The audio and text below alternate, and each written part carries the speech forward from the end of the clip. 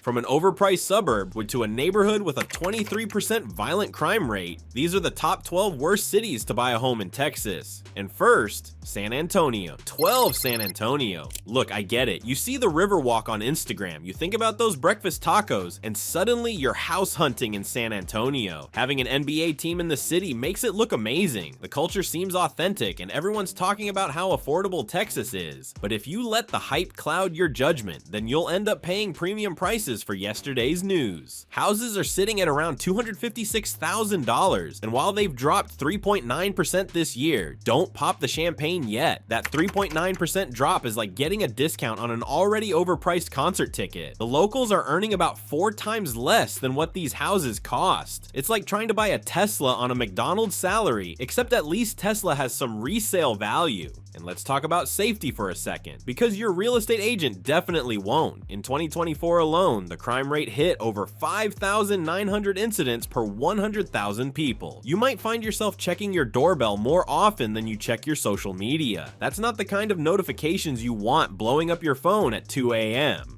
Sure, neighborhoods like Alamo Heights are safer, but good luck affording them without selling a kidney or 3. That's not even the worst of it. Your property taxes are going to eat you alive at nearly 2% to 2.5% annually, which is higher than the Texas average at 1.6%. That dream home quickly becomes a financial drain when Mother Nature decides to flood your neighborhood, which happens more often than the city would like to admit. Population growth of 1.23% annually keeps some demand alive, but oversupply is killing any chance of appreciation. Your house will sit on the market for 50 days, giving you plenty of time to contemplate your life choices and wonder why you didn't just rent. But if you think San Antonio is bad, wait until you hear about our next city. 11, Dallas. Dallas, the Big D, home of the Cowboys, overpriced everything, and apparently home of some very confused homebuyers who think bigger always means better. At $315,000 for a typical home, Dallas is pricing out the very people who built this city. We're talking about teachers, firefighters, nurses, the people who make a city function. Prices have dropped 4.6% this year, and inventory has shot up 77% in areas like Collin County. You know what that means? Too many houses, not enough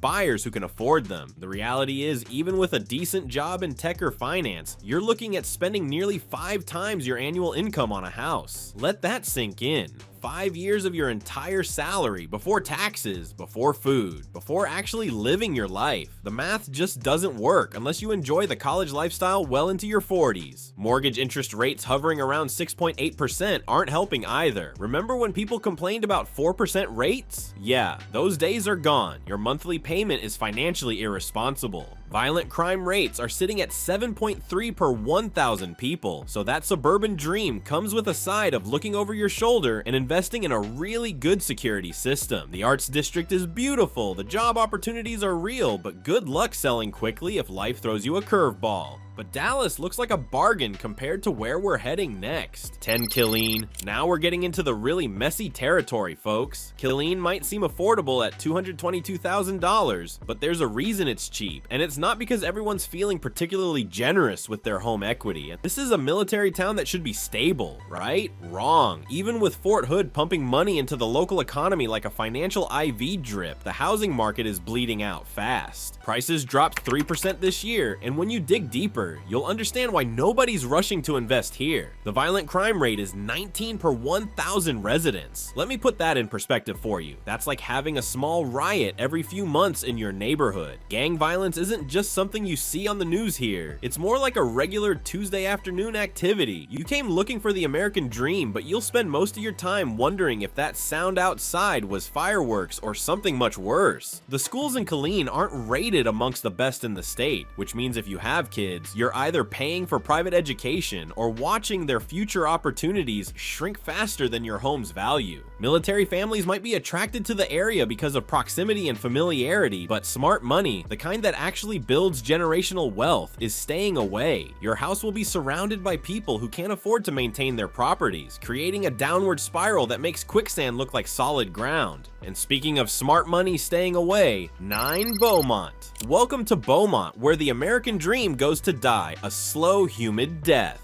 At $163,000, these homes look like a steal until you realize you're buying in a city that's basically one hurricane away from turning your investment into an expensive pile of soggy drywall. Home prices have dropped 2% this year, and they're not done falling. The refining industry that built this town? Yeah, that's not the gold mine it used to be. Jobs are disappearing faster than tents in a flood zone. And speaking of floods, your insurance costs are going to be higher than normal. Hope you like paying extra for the privilege of constant anxiety about weather reports. Crime rate is 278% above the national average. In 2024, there were 1,376 crimes per 100,000 people in a city with a population of 110,000. Those aren't Vegas odds you want to play. Houses sit on the market for 50 days because even bargain hunters have standards. The only people moving here are the ones who don't know better yet. Don't be one of them. But wait, it gets worse. 8 Waco.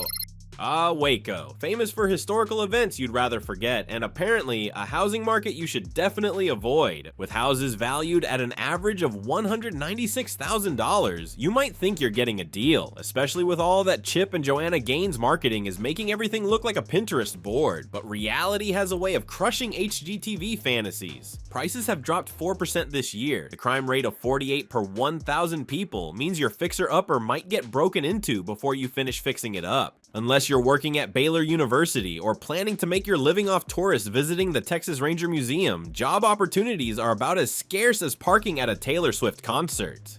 The price-to-income ratio of 4.0 means locals are stretching their budgets thin. Sure, you could try Woodway for safety, but then you're back to paying prices that make you question why you didn't just stay in whatever expensive city you came from. And if you think Waco is rough, buckle up. 7 Odessa. Odessa?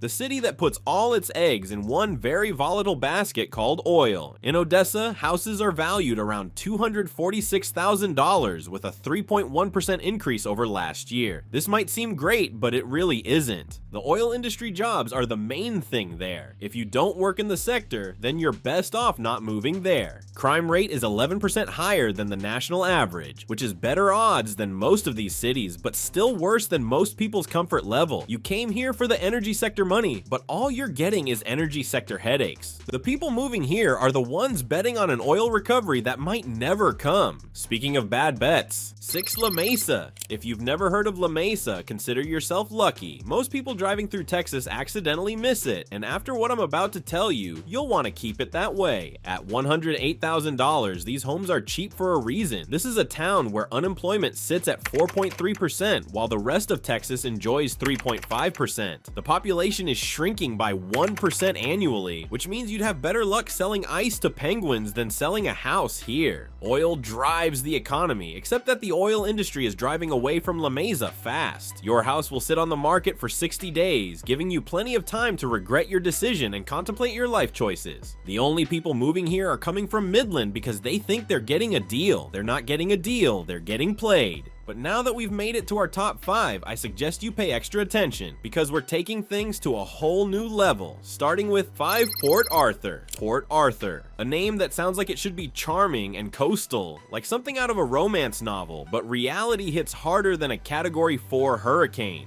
With houses valued at $118,000, you might think you're getting a steal. You're not stealing anything except your own financial future and possibly your sanity. Prices have dropped 2.1% this year in a city where 29% of the population lives in poverty. The refining industry that built this town is slowly dying, while you're supposed to be building wealth. Hurricane risks are a yearly subscription service you never asked for, and your insurance company will remind you of that with bills that make your mortgage payment look reasonable. And when the big one hits, you'll discover that flood insurance and actually getting paid are two very different things. Crime rate stands at 40 per 1,000 people, and honestly, buying a house here might be the biggest crime of all. There's an oversupply because nobody in their right mind wants to live here, and an undersupply of reasons why you should. The few people who do come here are either desperate or misinformed, neither of which makes for a stable housing market. Port jobs sound steady until you realize the port industry is about as reliable as weather forecasts. Economic challenges devour entire career plans and retirement dreams. The deeper we go into this list, the more apparent it becomes that we're not just talking about bad investments. Number 4, Brownsville. Brownsville sits right on the Mexican border, which sounds exotic until you realize it's exotic in all the wrong ways. Valued at $194,000, homes suddenly seem expensive in a city where 25% of the population lives in poverty. You're not just buying a house, you're buying into a community where economic opportunity goes to die a slow, bureaucratic death.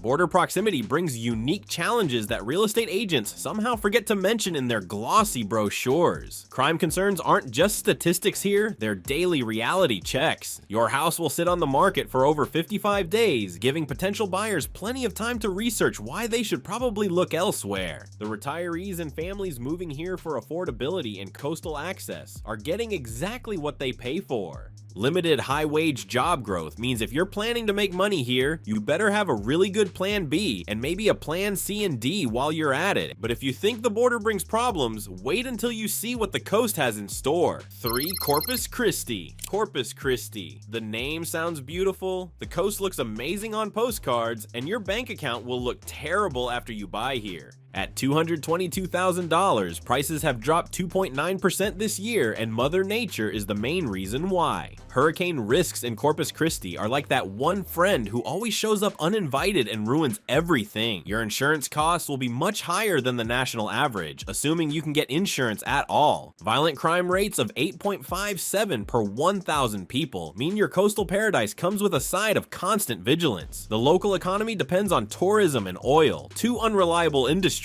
Naval Air Station brings some stability, but not enough to offset the fact that you're basically buying a house in a natural disaster waiting room. People move here for the coastal lifestyle, but they leave when they realize that lifestyle includes regular evacuations and insurance claims. And just when you thought coastal problems were bad, to Laredo. Laredo makes Brownsville look like a real estate gold mine, and that's saying something. $214,000 is expensive for a city where 20% of the population lives in poverty. The economy depends entirely on border trade, which means your property values fluctuate with international politics and trade policies. The only people moving here are border trade workers and families who prioritize affordability over literally everything else, safety, stability, and sanity included. Border-related risks and economic volatility make this market higher risk than cryptocurrency trading. But all of these cities pale in comparison to our #1 worst place to buy a home in Texas. #1, Houston. Houston,